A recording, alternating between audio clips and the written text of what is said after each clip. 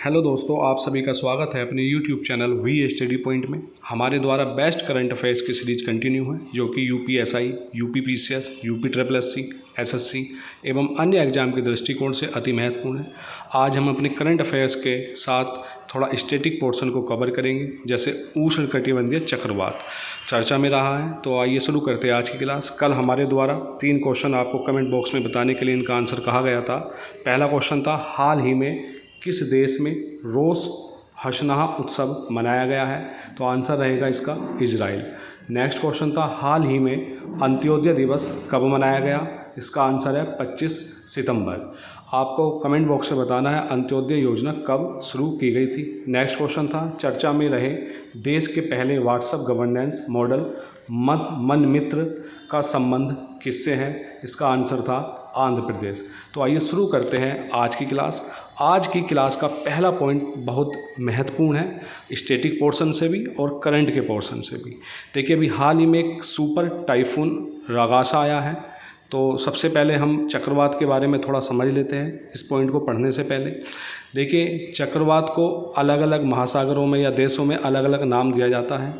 जैसे यूएसए यानी संयुक्त राज्य अमेरिका, सबसे पहले आपको मैं बताता चलूँ, यूएसए और अटलांटिक महासागर में, यूएसए और अटलांटिक महासागर में इसको कहा जाता है हरिकेन। तो क्वेश्चन ये महत्वपूर्ण है, हरिकेन।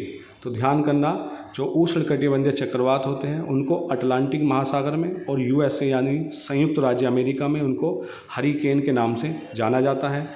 नेक्स्ट है, इसी प्रकार पश्चिम अफ्रीका और दक्षिण अमेरिका में, पश्चिम अफ्रीका में और दक्षिण अमेरिका में इसको कहा जाता है टारनेडो। टारनेडो, ध्यान देना, मैंने बताया यूएसए और अटलांटिक महासागर में हरिकेन नाम दिया जाता है और पश्चिम अफ्रीका और दक्षिण अमेरिका में इसको टारनेडो नाम दिया जाता है। इसी प्रकार हिंद महासागर का दक्षिण पश्चिमी भाग और उत्तर पश्चिम ऑस्ट्रेलिया में, हिंद महासागर का दक्षिण पश्चिमी भाग और उत्तर पश्चिमी ऑस्ट्रेलिया में इसको कहा जाता है विली विली, विली विली। तो ध्यान देना, ऑस्ट्रेलिया में चक्रवात को क्या कहा जाता है? Willy willy. तो 3 चीज़ें बताई है मैंने अभी तक, अटलांटिक महासागर और यूएसए में हरिकेन, पश्चिम अफ्रीका और दक्षिण अमेरिका में टारनेडो और हिंद महासागर का दक्षिण पश्चिम भाग और उत्तर पश्चिम ऑस्ट्रेलिया में इसको कहा जाता है विली विली। इसी प्रकार हिंद महासागर क्षेत्र में इसको उष्णकटिबंधीय चक्रवात नाम से जाना जाता है। और चीन सागर हुआ और प्रशांत महासागर में, चीन सागर और प्रशांत महासागर में इसको क्या कहा जाता है? Typhoon, typhoon. तो चीन सागर और प्रशांत महासागर में जैसे जापान हुआ, फिलीपींस हुआ, हांगकांग हुआ, तो इनमें इसी को टाइफून नाम दिया जाता है। तो ये चक्रवात से संबंधित कुछ तथ्य थे और इसकी जो उत्पत्ति हुई है बहुत अच्छे से समझेंगे अब हम। चक्रवात की जो उत्पत्ति हुई थी वह ग्रीक शब्द साइक्लोस, ग्रीक शब्द साइक्लोस से हुई थी। तो ध्यान देना, क्वेश्चन बन सकता है कि जो चक्रवात शब्द की उत्पत्ति हुई थी वह ग्रीक शब्द साइक्लोस से हुई थी, जिसका अर्थ होता है सांप की कुंडली। तो जो सांप कुंडली मारकर इस तरीके से बैठता है, तो इसी से इसका अर्थ निकला साइक्लोन यानी चक्रवात।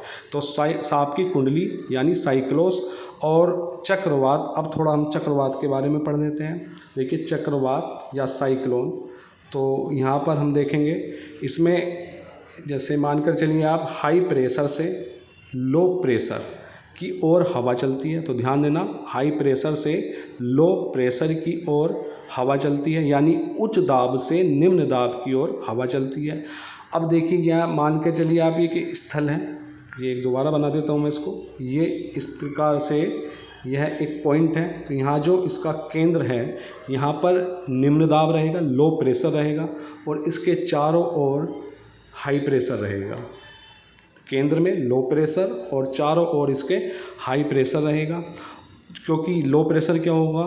क्योंकि यहाँ की वायु जो होगी गर्म होती है और जो वायु गर्म होगी तो वह हल्की होकर ऊपर उठती है, हल्की ऊपर उठती है वो, तो उनको भरने के लिए ठंडी हवाएं आती है या भारी वायु आती है जिनका हाई प्रेशर होता है। तो इस प्रकार हाई प्रेशर से लो प्रेशर की ओर हवाएं चलती है उस स्थिति में चक्रवात की स्थिति उत्पन्न होती है। तो क्वेश्चन डायरेक्ट आपसे पूछा जा सकता है कि चक्रवात में हवा किस ओर से किस ओर चलती है, तो उच्च दाब से निम्न दाब की ओर, यानी बाहर से अंदर की ओर चलती है हवाएं। तो पहली स्थिति तो यह थी चक्रवात की। चक्रवात एक चीज़ और बताते चले हम आपसे, ये देखिए एक जैसे ग्लोब हुआ, यहाँ पर आपका भूमध्य रेखा हुआ यानी 0 डिग्री। 0 डिग्री की रेखा कौन सी होती है? भूमध्य रेखा यानी विषुवतीय रेखा या इक्वेटर इंग्लिश में इसको बोलते हैं। तो भूमध्य रेखा के उत्तर में उत्तरी गोलार्ध और दक्षिण में दक्षिणी गोलार्ध।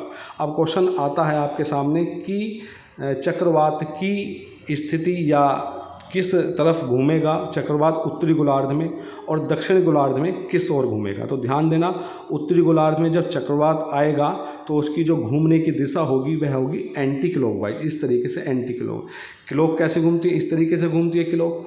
तो उत्तरी गोलार्ध में जब चक्रवात आएगा तो इसकी दिशा होगी एंटी क्लॉकवाइज यानी सुई के विपरीत दिशा में घूमेगा। तो ध्यान देना, क्वेश्चन आता है कि जब उत्तरी गोलार्ध में चक्रवात की स्थिति उत्पन्न होती है तो उसकी घूमने की दिशा कैसी रहती है? Anti clockwise. और दक्षिण गोलार्ध में इसकी दिशा हो जाती है क्लॉकवाइज यानी दक्षिण सुई की दिशा में। तो क्वेश्चन दोनों प्रकार से आ सकता है, उत्तरी गोलार्ध में एंटी क्लॉकवाइज और दक्षिण गोलार्ध में क्लॉकवाइज इसकी दिशा होती है।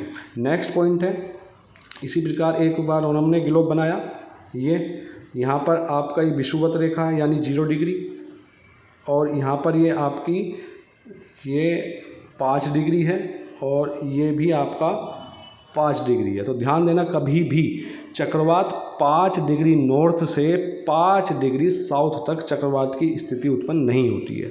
तो ध्यान देना, क्वेश्चन आता है कि किस डिग्री से लेकर किस डिग्री तक चक्रवात की स्थिति उत्पन्न नहीं होती। तो 5 डिग्री नॉर्थ से लेकर 5 डिग्री साउथ तक की स्थिति में चक्रवात की स्थिति उत्पन्न नहीं होती है। अब क्वेश्चन आता है क्यों, क्या कारण है ऐसा जो कि विषुवतीय रेखा क्षेत्र में चक्रवात की स्थिति उत्पन्न नहीं होती है या चक्रवात नहीं पाए जाते हैं? क्योंकि यहाँ कोरियोलिस बल नहीं पाया जाता है, कोरियोलिस बल का अभाव होता है।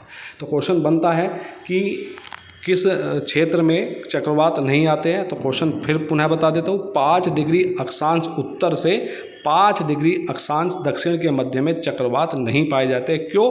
क्योंकि यहाँ कोरियोलिस बल शून्य पाया जाता है। कोरियोलिस बल क्या होता है ये बाद में चर्चा कर ली जाएगी किसी दिन। तो ध्यान रखना, कोरियोलिस बल के अभाव के कारण इस क्षेत्र में चक्रवात की स्थिति उत्पन्न नहीं होती है। अब चक्रवात होते कितने प्रकार के हैं? तो चक्रवात आपके 2 प्रकार के होते हैं। चक्रवात आपके 2 प्रकार के होते हैं, पहला उष्णकटिबंधीय चक्रवात और दूसरा शीतोष्ण कटिबंधीय चक्रवात। तो उष्णकटिबंधीय चक्रवात के बारे में हम चर्चा कर रहे हैं। तो उष्णकटिबंधीय चक्रवात जो होते हैं ये आपका भूमध्य रेखा हुई, ये आपका 23.5 डिग्री नॉर्थ हुई यानी कर्क रेखा हुई, और ये यानी 23.5 डिग्री साउथ हुई, 23.5 डिग्री साउथ। तो उष्णकटिबंधीय चक्रवात जब भी आएंगे कर्क रेखा और मकर रेखा के मध्य आएंगे। तो ध्यान देना, उष्णकटिबंधीय चक्रवात की स्थिति जो होती है 23.5 डिग्री नॉर्थ से लेकर 23.5 डिग्री साउथ यानी कर्क रेखा और मकर रेखा के बीच में ही चक्रवात की स्थिति उत्पन्न होती है उष्णकटिबंधीय चक्रवात की। जबकि शीतोष्णकटिबंधीय चक्रवात कर्क रेखा और मकर रेखा के बाद में उत्पन्न होते हैं, यानी यहाँ पर होंगे शीतोष्णकटिबंधीय चक्रवात मध्य अक्षांशों पर। कुल मिलाकर शीतोष्णकटिबंधीय चक्रवात की स्थिति कहाँ उत्पन्न होती है? मध्य अक्षांशों में। और उष्णकटिबंधीय चक्रवात की स्थिति कर्क रेखा और मकर रेखा के बीच में सबसे ज़्यादा चक्रवात आते हैं। उष्णकटिबंधीय चक्रवात का ईंधन क्या माना जाता है? गर्म और नम हवा इनका ईंधन माना जाता है। और इसके जो उष्णकटिबंधीय के निर्माण की जो परिस्थिति है, ध्यान देना, टेम्परेचर जो तापमान होना चाहिए 27 डिग्री सेल्सियस से अधिक होना चाहिए। तो ध्यान देना, क्वेश्चन आता है उष्णकटिबंधीय चक्रवात के लिए तापमान की क्या स्थिति है? तो 27 डिग्री सेल्सियस से अधिक तापमान होना चाहिए, तभी उष्णकटिबंधीय चक्रवात की स्थिति उत्पन्न होती है। और व्यापक समुद्री सतह होनी चाहिए और कोरियोलिस बल उपस्थित होना चाहिए। तो ये 3-4 स्थिति है निर्माण की उष्णकटिबंधीय चक्रवात के लिए। और जो भी उष्णकटिबंधीय क्षेत्र में सौर ऊर्जा सबसे अधिक लंबवत होती है उस टाइम पर, क्योंकि जब सौर ऊर्जा अधिक लंबवत होगी तो वहाँ पर क्या होगा? उसके केंद्र में वहाँ पर क्या होगा? वहाँ पर वायु दाब निम्न हो जाएगा। क्यों? क्योंकि वहाँ की जो गर्म वायु है, गर्म वायु ऊपर उठेगी और उसको भरने के लिए दूसरी हवा आएंगी, तो उस स्थिति में चक्रवात की स्थिति उत्पन्न होती है। और ध्यान देना, उष्णकटिबंधीय चक्रवात के, जो कि उष्णकटिबंधीय चक्रवात के मध्य में, तो ध्यान देना उष्णकटिबंधीय चक्रवात के मध्य या केंद्र में शांत क्षेत्र पाया जाता है। कभी भी यहाँ पर ये जहाँ केंद्र होगा उसका चक्रवात का, तो वहाँ शांत क्षेत्र पाया जाता है, जिसे चक्रवात की आँख या चक्षु कहा जाता है, जबकि शीतोष्ण चक्रवात में इसका अभाव पाया जाता है। तो इस प्रकार यह टाइफून था। तो ये टाइफून अभी हाल ही में आया रागासा में, तो रागासा में कह रहा, सॉरी, रागासा नाम का एक टाइफून आया। कहाँ पर आया? पूर्वी एशिया में, यानी फिलीपींस, ताइवान, चीन और हांगकांग। तो मैंने अभी बताया आपको टाइफून कहाँ कहाँ जाता है, आपको प्रशांत महासागर और चीन सागर में। तो टाइफून इस तरीके से फिलीपींस, ताइवान, चीन और हांगकांग में व्यापक क्षति का कारण बना है सुपर टाइफून रागासा, और यह एक शक्तिशाली उष्णकटिबंधीय चक्रवात है। नेक्स्ट क्वेश्चन है, केंद्र सरकार ने अरुणाचल प्रदेश के ऊपरी सुबनसिरी जिले में ओजू जल विद्युत परियोजना को पर्यावरण मंजूरी दे दी है। क्वेश्चन बन सकता है, ओजू जल विद्युत परियोजना किस राज्य में स्थित है? तो अरुणाचल प्रदेश के सुबनसिरी जिले में। दोस्तों, हमें आप लोगों के सपोर्ट की आवश्यकता है।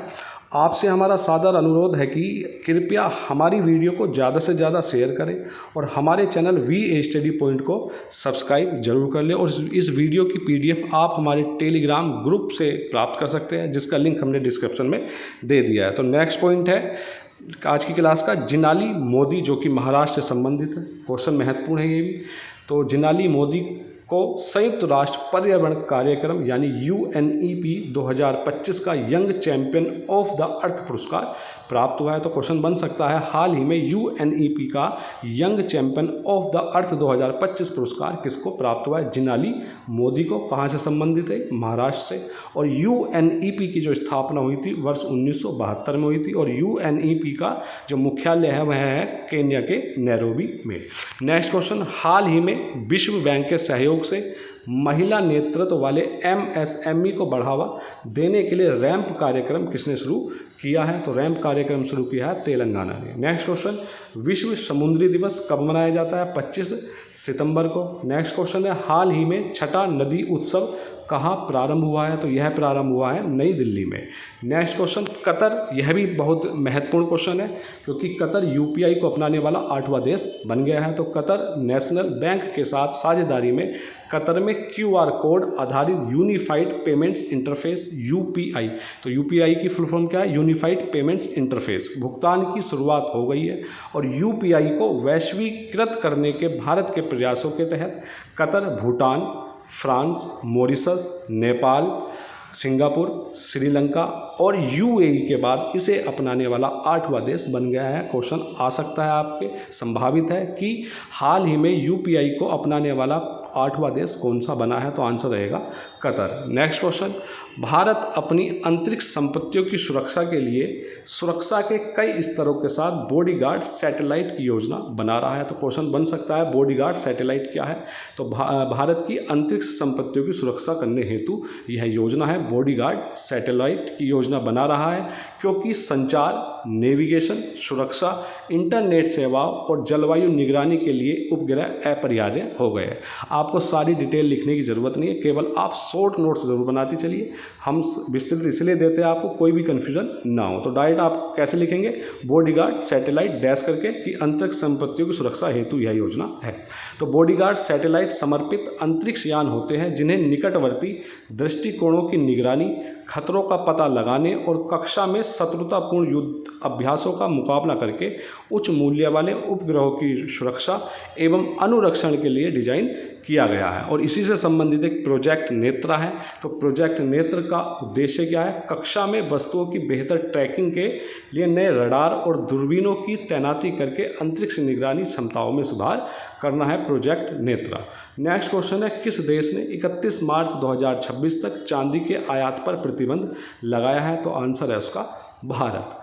नेक्स्ट क्वेश्चन, भारतीय नौसेना विशाखापत्तनम स्थित नौसेना डॉकयार्ड में अपने दूसरे अत्याधुनिक पनडुब्बी रोधी युद्ध उथले पानी के जहाज आंद्रोथ को कमीशन करने के लिए तैयार है। तो ध्यान करना, जहाज आंद्रोथ कहाँ से, भारतीय नौसेना विशाखापत्तनम स्थित नौसेना डॉकयार्ड में कमीशन करने के लिए यह तैयार है।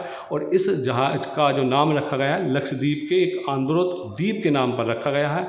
और यह जहाज भारत की अपनी समुद्री सीमाओं की सुरक्षा के प्रति प्रतिबद्धता का प्रतीक है। Next question, space tech startup Agnikul ने भारत की पहली रॉकेट 3D प्रिंटिंग सुविधा कहाँ शुरू की है? तो यह शुरू की है चेन्नई में। नेक्स्ट क्वेश्चन, हाल ही में चीफ ऑफ डिफेंस स्टाफ के रूप में किसके कार्यकाल का विस्तार हुआ है? तो यह कार्यकाल का विस्तार हुआ है अनिल चौहान का। नेक्स्ट क्वेश्चन, भारतीय कृषि अनुसंधान परिषद के अंतर्गत आपको कमेंट बॉक्स में बताना है भारतीय कृषि अनुसंधान परिषद की स्थापना कब हुई थी? तो इसके अंतर्गत कार्यरत राष्ट्रीय मत्स्य आनुवंशिक संसाधन ब्यूरो कोच्चि के शोधकर्ताओं ने पंखहीन सर्प ईल की एक नई प्रजाति की खोज की है। तो ध्यान देना, तो पंखहीन सर्प ईल की जो प्रजाति की खोज की है वो किसने की है? राष्ट्रीय मत्स्य आनुवंशिक संसाधन ब्यूरो कोच्चि ने। और इसका जो नामकरण किया गया है कन्याकुमारी के नाम पर एप्टरेचिट्स कन्याकुमारी रखा गया है।